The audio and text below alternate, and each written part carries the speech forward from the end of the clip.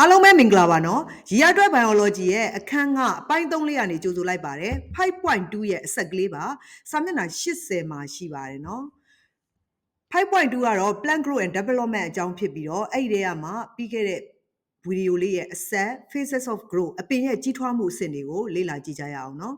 ကြီးထွားမှုအဆင့်က3ဆင့်ခွဲပြီးတော့လေ့လာပါမယ်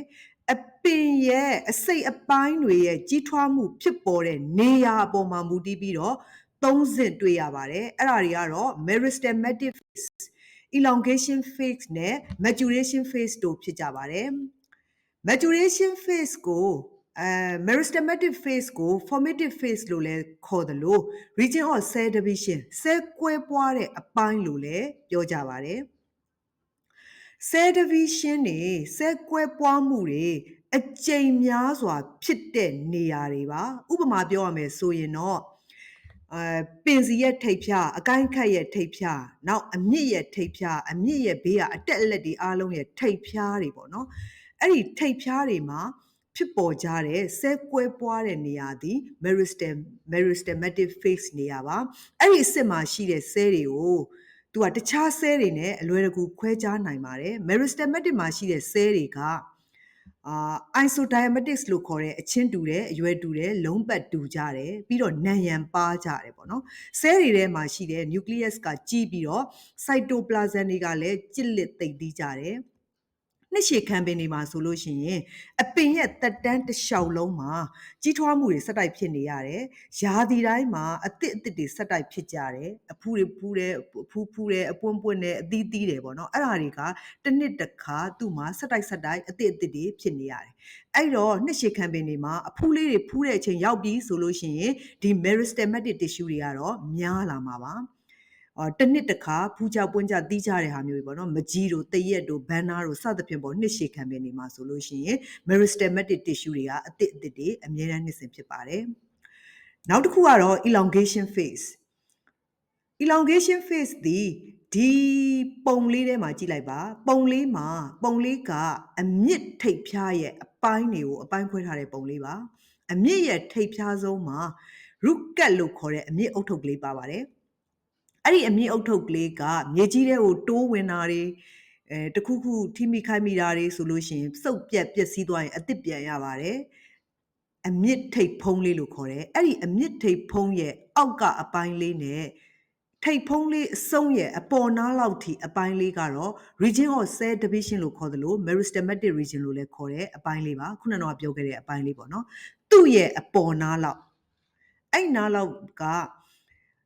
အမြင့်မွေးလေးတွေမထွက်ခင်ကြားအလျားကြီးထွားလာတဲ့ရှည်လျားတဲ့နယ်ပယ်ကို elongation phase လို့ခေါ်တယ်။သူ့ရဲ့အပေါ်ပိုင်းက root hair လေးတွေထွက်လာတဲ့အပိုင်းကိုတော့ maturation ဖြစ်တဲ့အပိုင်း differentiation ဖြစ်တဲ့အပိုင်းလေးလို့ခေါ်ပါတယ်။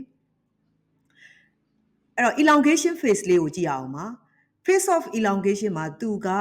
cell တွေကအလျားကြီးထွားလာတယ်။အလျားရှည်လာမယ်။အဲ့တော့သူက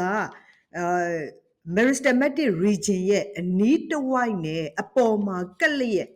က်ရှိတဲ့နယ်ပယ်တွေမှာတွေ့ရပြီးတော့အလျားရှည်ထွက်မှုကိုအဓိကဖြစ်တယ်။အဲ့ဒီ cell တွေမှာတော့သူက vacuole လို့ခေါ်တဲ့ cell ခွက်တွေကအများကြီးရှိတဲ့အတွက်ကြောင့်မလို့highly vacuolated လို့သုံးပါတယ်ခေါ်ကြပါတယ်။အော် maturation phase က phase of cell maturation နဲ့ differentiation လို့လဲ cell ရစ်မာနယ်ကိုအဲ့လိုခေါ်ကြပါတယ်တခြားနေရာတွေနဲ့မတူတော့ဘဲနဲ့အမြင့်မွှေးလေးတွေပါလာတယ် cell တွေကအရွယ်ရောက်လာပြီးတော့သူကရုပ်သွင်းပုံစံတွေကွဲပြားလာတဲ့အဆင့်ဖြစ်လို့မို့လို့ maturation and differentiation လို့သုံးတာပါအမြင့်တွေမှာဆိုလို့ရှိရင်အဲ့ root hair လို့ခေါ်တဲ့အမြင့်မွှေးလေးတွေထွက်လာကြတဲ့အဆင့်ကိုရောက်လာတာပါပြောရမယ်ဆိုရင်တော့အရွယ်ရောက်လာတာပေါ့နော်နေရာစုံမှာအမွှေးလေးတွေစုံလာတဲ့သဘောပေါ့အဲ့တော့ तू ကဖွဲ့စည်းတည်ဆောက်ပုံတွေရောလုပ်ငန်းတွေလှုပ်ဆောင်ရပုံတာဝန်တွေကလည်းမတူတော့ဘူးကွဲပြားလာပြီငယ်နုတဲ့အချိန်တုန်းကဟာတွေကိုမလုပ်ချင်ကြမကြိုက်ကြတော့ဘူးပေါ့လေနော် mature ဖြစ်လာပြီဆိုတဲ့သဘောပေါ့အဲ့တော့သူ့မှာအထူး special tissue တွေလည်းဖွံ့ဖြိုးလာတဲ့အဆင့်ကိုရောက်လာတော့တာပေါ့ အဲ့တော့ face of growth ဒီ3ဆင့်ပေါ့နော်အဆင့်3ဆင့်ကိုတော့နည်းနည်းသိသွားလောက်ပြီလို့ထင်ပါတယ်ဗီဒီယိုလေးကိုကြည့်ရင်းနဲ့အကျိုးရှိတယ်လို့ခံစားရရင်တော့ like share subscribe လေးလုပ်ပေးကြပါဦးနော်အကြံပြုလိုတာလေးဆွေးနွေးလိုတာလေးတွေအားနည်းချက်လေးတွေကိုထောက်ပြလိုတာရှိရင်တော့အမနာပဲနဲ့ comment လေးမှာရေးပေးလို့ရပါတယ်နော်အခုရှေ့မှာပြောခဲ့တဲ့ face of growth ပေါ့ face of growth အဆင့်3ဆင့်နဲ့ပတ်သက်တဲ့အပိုင်းလေးတွေကအမြင့်ထိပ်ဖြားတွေမဟုတ်ပါဘူးအညွန့်လေးတွေရဲ့ထိပ်ဖြားလေးတွေအညွန့်ရဲ့အကိုင်းခတ်လေးတွေရဲ့ထိပ်ဖြားလေးတွေမှာလည်းအဲ့ဒီ region လေးတွေရှိပါတယ်ဒီပုံလေးထဲမှာတော့အဲ့ဒီအပိုင်းလေးတွေကိုခွဲပြီးတော့ပြထားတာလေးကိုလေ့လာလို့ရပါတယ်နော်အခုပုံလေးထဲမှာခွဲပြထားတာလေးတွေကိုထပ်ပြီးတော့လေ့လာခြင်းနဲ့ဆိုလို့ရှိရင် browser တစ်ခုခုကိုသုံးပြီးတော့ရှားပြီးတော့လည်းကြည့်လို့ရပါတယ်နောက်ထပ်တစ်ခုအနေနဲ့ types of growth ကိုကြည့်အောင်ပါကြီးထွားမှုအုပ်စုခွဲတွေကြီးထွားမှုအုပ်စုခွဲတွေကိုတလက်စာတဲ့ဆွေးနွေးခွင့်ပြုပါနော် types of growth ကတော့အုပ်စုခွဲ5ခုရှိပါတယ် primary growth ရယ် secondary growth ရယ် unlimited growth ရယ် limited growth ရယ်နဲ့ vegetative growth တို့ဖြစ်ကြပါတယ်တစ်ခုချင်းစီကိုကြည့်ကြည့်မယ်ဆိုလို့ရှိရင် primary growth ဆိုတာကသူကအမြင့်ရဲ့ထိပ်ဖြားလေးတွေအညွန့်အတက်တွေရဲ့ထိပ်ဖြားလေးတွေမှာရှိရဲ့ meristematic cell တွေကmitotic cell division ဖြစ်ပွားကြပြီးတော့အပင်ကိုယ်ရည်ကြီးရဲ့အလျားရှည်လာတာတွေအဲ့ဒါကိုပထမဦးဆုံး primary growth လို့ခေါ်တာပါပဲအပင်ကိုယ်ရည်ရဲ့နောက်တစ်ဆင့်လုံးပတ်တွေပါကြီးလာပြီးတော့အဲ့လိုဖြစ်လာတဲ့ရလက်ကိုရဖို့ဆက်ပြီးတော့ဆဲကွဲပွားကြတဲ့အနေအထားတွေဖြစ်ပြီးတဲ့နောက်ရလက်ကိုတော့ secondary growth လို့ခေါ်ပါတယ်နောက် unlimited growth လေးကိုပြောချင်ပါတယ်အဲ့ဒါကတော့နှစ်ရှည်ခံပင်နေမှာပေါ့နော်အမြင့်တွေတို့အညွန့်တွေတို့အဲ့ဒါတွေကအပင်မသေးမချင်းဆက်ပြီးတော့တစ်နှစ်ပြီးတစ်နှစ်ကြီးထွားနေတာမျိုးပေါ့နော်အဲ့ဒါကို unlimited growth လို့ပြောချင်တာပါအဲ့နေရာမှာကြုံတော့ဒီသစ်စပန်းပင်လေးပေါ့နော်မှတ်စေချင်ပါတယ်သစ်စပန်းပင်လေးဟာနှစ်ရှည်ခံပင်ဆိုတာကိုသိစေချင်ပါတယ်သစ်စပန်းပင်စိုက်တဲ့သူတွေကတော့ဥလေးတွေကိုတိမ့်ထားပြီးတော့နောက်တစ်နှစ်မှာပြန်စိုက်ကြပါတယ်အဲ့သစ်စပန်းပင်ရဲ့ဥလေးဆိုတာကသူ့ရဲ့ပင်စီပါပဲအဲ့သစ်စပန်းပင်လေးဟာနှစ်ရှည်ခံပင်လေးဆိုတာကိုလည်းမှတ်စေချင်ပါတယ်နောက်တစ်ခုကတော့ limited growth ပေါ့ limited growth ကတော့တရာသီခံပင် annual တို့2ရာသီခံပင် biannual တို့မှာဆိုလို့ရှိရင်တရာသီအတွင်းထဲမှာသူကအရွက်တွေပင်စီတွေအကိုင်းခတ်တွေကြီးထွားတယ်နောက်က2ရာသီခံပင်ဆိုလို့ရှိရင်လည်းအဲ့လိုပဲသူ့ရာသီအတွင်းမှာလည်းပဲဖူးတာတွေပွင့်တာတွေတီးတာတွေအဲ့ဒါတွေဖြစ်ပြီးတဲ့အခါမှာရက်သွားတာမျိုးကိုပြောချင်တာပါအဲ့တော့ determinated type of growth လို့လည်းသူ့ကိုခေါ်ကြပါတယ်နောက်တစ်ခုကတော့ vegetative growth ပန်းမပွင့်ခင်မှာအပင်ရဲ့ကြီးထွားမှုအဲ့ဒါကို vegetative growth လို့ခေါ်ပါတယ်အဲ့ဒီကြီးထွားမှုမှာဆိုလို့ရှိရင်ပင်စီရဲ့အရွက်ရဲ့အကိုင်းခတ်တွေရဲ့ထွက်လာတာတွေပါဝင်ပါတယ်အဲ့လိုမျိုးလေးပင်စီရဲ့အကိုင်းခတ်ရဲ့အရွက်ရဲ့ထွက်လာပြီးပြီဆိုလို့ရှိရင်အဲ့ဒီ vegetative growth အဆင့်မှာတင်ဥပမာပြောရရင်နန်းပင်တို့ပူစီနန်းတို့တရုတ်နန်းတို့ဆိုလို့ရှိရင် vegetative growth ပြီးတာနဲ့လူတွေကအမြစ်ကနေဆွဲနှုတ်ပြီးတော့ကြတော့ရောင်းစားပလိုက်ကြတာပေါ့နော်အဲ့ဒီအပိုင်းလေးကိုတော့ vegetative growth လို့ခေါ်ပါတယ်နောက်တစ်ခုကတော့နောက်ထပ်အပိုင်းတစ်ပိုင်းအနေနဲ့ condition for growth ကိုဆက်ပြီးတော့မှတ်စေချင်ပါတယ်အပင်ကြီးထွားဖို့အတွက်အခြေအနေတွေ9မျိုးရှိတယ်light ရဲ့ optimal temperature ရဲ့ water ရဲ့ oxygen ရဲ့ mineral nutrition ရဲ့ growth regulator တွေနဲ့ genetic factor တွေဆိုပြီးတော့အချက်9ချက်က conditions for growth ရဲ့အချက်တွေဖြစ်ပါတယ်တစ်ချက်ချင်းစီကိုပြောရမယ်ဆိုရင်တော့light အလင်းပေါ့အလင်းကတော့အရေးကြီးဆုံးပေါ့နော်အလင်းရောင်မရှိလို့ရှိရင်အပင်တွေမှာဆိုလို့ရှိရင် photosynthesis မလုပ်နိုင်တဲ့အတွက်ကြောင့်မို့လို့သူအပင်အတွက် nutrition အာဟာရရဖို့မဖြစ်နိုင်ဘူးအဲ့တော့အလင်းကတော့အရေးကြီးဆုံးပဲအလင်းမီအစာစုဖွဲ့ခြင်းလုပ်နိုင်မှာပဲ photosynthesis နဲ့ပတ်သက်တဲ့ product တွေက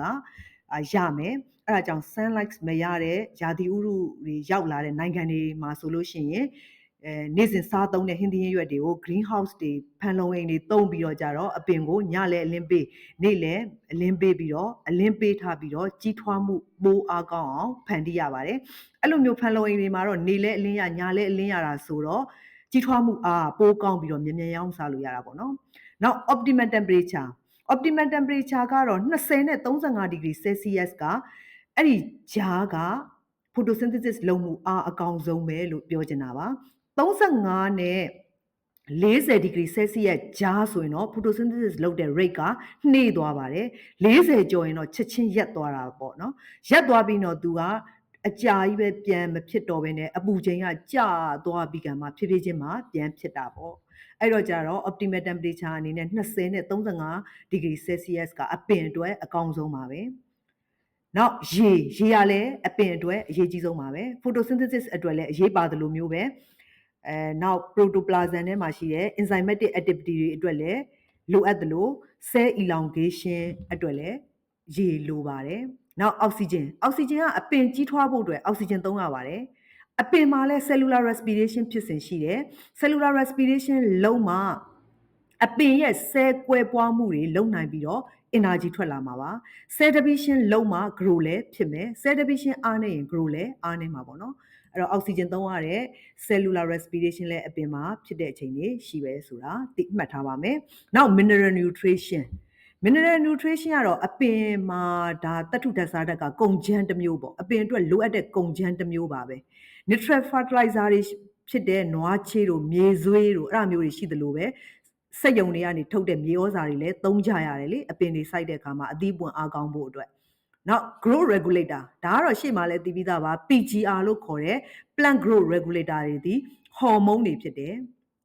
growth regulator အနေနဲ့ဆိုလို့ရှိရင်ဟော်မုန်းတစ်မျိုးတည်းတော့မဟုတ်ပေါ့နော်အလင်းရောင်လည်းလိုတယ်ခုနကပြောသလိုရှေ့မှာရေတွေလည်းလိုပါတယ်အဲ့ဒါတွေလည်း growth regulator တွေပါပဲ genetic factors ကတော့အရေးကြီးဆုံးပါပဲဈေးကွက်မှာစီးပွားရှာဖို့ဆိုလို့ရှိရင်လူတွေ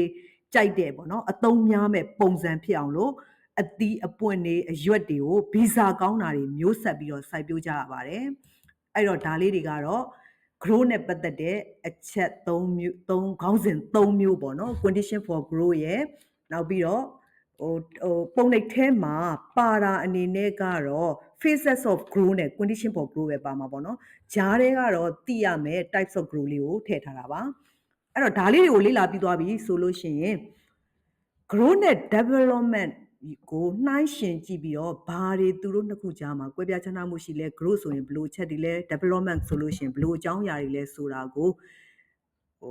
project လေးတစ်ခုလုပ်ပြီးတော့လေ့လာထားသင့်ပါတယ်